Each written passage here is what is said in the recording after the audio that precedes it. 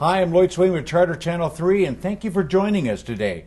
I'm here with two people that are involved with the Richland School District. First, the Superintendent of Richland Schools, Jim Busey, and next, Justin Raffa. He is the head of the, what's the name of the group now? The Richland Citizens for Good Schools. That's great. And we're here to talk about the replacement levy, a maintenance and operation levy for the Richland Schools, the Richland School District. So, Jim, give us some details on what that levy actually covers and how much it costs. You bet. I want to, first of all, I want to thank our staff and our community committee as well as students that provided a lot of input to the school board who made the decision December 13th to put a resolution before the voters on February 14th, 2012. We're excited about that. It is replacing, as you have already said, replacing an expiring tax.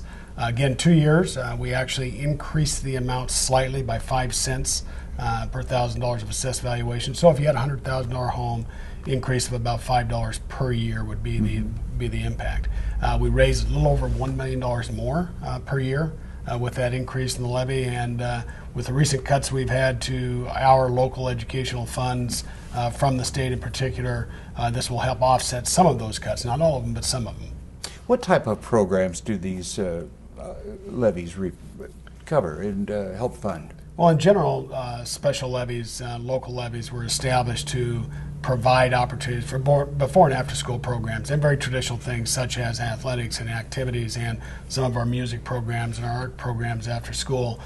In recent years, we are now funding a lot of what we consider basic education, and we have when we add our local levy funding and our levy equalization funds that do come from the state, and those are again in jeopardy to be cut this next session, it adds up to over 20% of our budget. So the local funding is a high priority for our schools and the programs that have been developed over the years. Oh, that's wild. And Justin, you're head of the Citizens Committee. Why did you become involved, and what are some of the things the committee works on? Well, part of the reason that I got involved, Lloyd, before I moved to the Tri-Cities, I was a public school music teacher in Arizona. My undergraduate degree is in music education. So I am a passionate advocate for the arts in our schools, having worked in the system. When I moved to Tri-Cities, I was not aware of how these local levy monies impacted the arts programs, where nearly all of the funding for what happens comes from the local levy dollars. This is a real priority to me now that I am a citizen of Richland, and I was invited to get involved with this committee and help get the word out so that the community is aware of the facts and figures behind what these monies cover and why it's so important that it passes. And that's the primary job of our committee, is to support the school district and go out and ask for the yes vote on February 14. You will probably have some additional meetings beside this program to inform the public on what the funding will be and how important this levy is for your operations. What are some of the things that you're doing to get the word out? Right now, our organization is having monthly meetings at the school district. Anyone is welcome to come, whether they'd like to get involved in the process or simply observe and learn some more of the information. The school district has also provided some materials that will be going out in the mail very soon, and Jim can speak to that. You bet. Yeah, the other thing is, I don't have any children in the school system, but I think my wife and I realize the importance of helping fund the education in the Tri-Cities. What would you say to the importance of funding education in the community that you live? Well, first of all, I've always believed education is an investment in children's futures and also the investment in improving society in general. So we all have our own personal and professional experiences with quality education. So I think, again, the way our state is set up is to fully fund basic education, which quite frankly right now it does not, and then all the extra things that we do in schools, again, before and after school, the interventions we provide to students and families and all the activities Justin mentioned, the arts and music, those are provided by the local funding. So we know how important that is to continue those programs and even continue to build those programs that have been well received in the entire community of the Tri-Cities.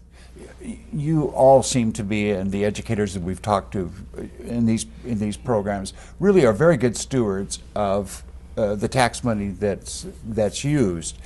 What sort of reductions in state funding have you faced the last few years that make this levy even more important? Well, the last 2 years we've had specific large cuts in funding that was from Initiative 728. Again, it was passed by the voters in the year 2000. So nearly 12 years ago now, 72% of the voters supported that to keep class sizes low. Also, we had a fund that was called K through 4, kindergarten through fourth grade ratio money to, again, keep class sizes low in those primary grades. All that funding is now gone. That adds up in the last 2 years to $9.2 million. So when we look at approximately $20 million now for local levy in the Richland School District, you can see that having that $9.2 million, some of it will be offset by the slight increase. But again, we're faced with major cuts. We know again in this special session we're going to have additional cuts. We're trying to get prepared for those. We've actually reduced staff. Class sizes have gone up, but we're trying to continue every program that has been established and to continue to improve those throughout time. Do you have any idea how the state will go with the budget until this next session? It's a longer session. It is a longer session. It'll be 60 days, and we actually get numerous emails. Superintendents and school boards get numerous emails and updates every day when they're in session, and we try to follow that very carefully. And the board actually delayed their decision until December. We were going to make that in October or early November to see what was going to happen in the special session that just concluded. So again, the board is very careful about the level of funding that is needed to continue our programs, watching carefully at the state level and trying to make as many impacts as they can locally, influencing our legislators to make quality decisions around educational funding. Well, how do people, can they go to your website and find out information about this? Absolutely. And Steve Agard, our communications director, we have everything on the website now. In fact, the day after our resolution was passed by the board on December 13th, our levy committee and Justin and everybody, we met on the 14th. We updated everything. We now have those electronic brochures available, and Steve Agard will be sending that out repeatedly to staff. We're also, staff and our community, we're also going to send it out as a direct mailer in approximately mid-January. So watch for that brochure. It has all the information. It's well put together with a lot of input. And that website is rsd.edu. You seem to really have gotten involved with the school district. I know you haven't been here that long, Justin. How do you feel about the schools, again, and talk about your previous relationships in school and as a teacher? Well, I'm a product of public school education in New Jersey, and the reason that I now make a career out of music and the arts is because of the incredible experiences I had from kindergarten through 12th grade. I mean, it certainly helped shape my path and now what I make my living out of. So I'm grateful for the opportunities that I had in the public school system, and frankly, if they had not been available to me, I'm not sure that I would be here right now. You know, that's interesting.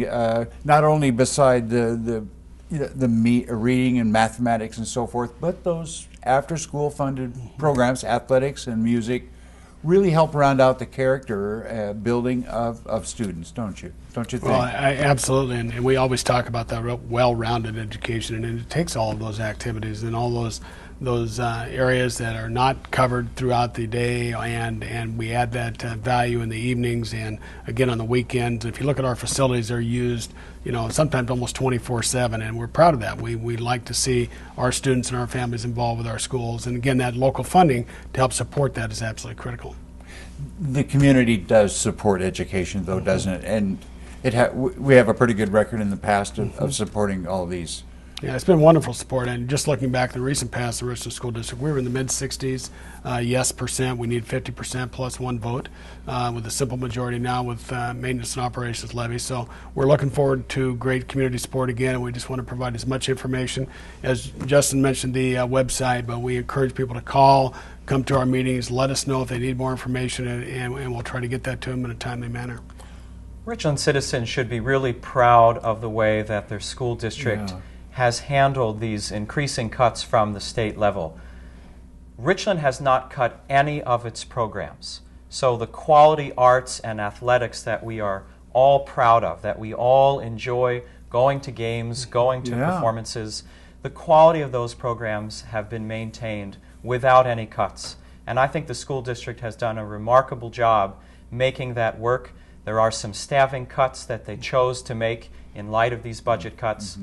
But the quality of the programs and the student education is number one for Richland schools, and I'm proud to be a part of that process. That's great, and what a great Valentine's Day Absolutely. gift with a vote on February 14th. Now, the ballots probably come out sooner, don't they? They come out at the end of January. I think Justin has something planned for the Valentine's election day. Well, that would be wonderful. It'll be a great way for people to remember at that holiday to love Richland schools, to love our students, to love the programs that this levy money provides, and to continue to support them with the yes vote. That's great. Jim Busey, Superintendent, Justin Thank Raffa, you. Head of the Citizens Committee. I hope everything works out all well, and also we want to encourage you to be sure you vote this year and vote, well, I don't know if I can say vote for the election, but please vote this year. I'm Lloyd Swain with Charter Channel 3, and thank you for watching. Chad,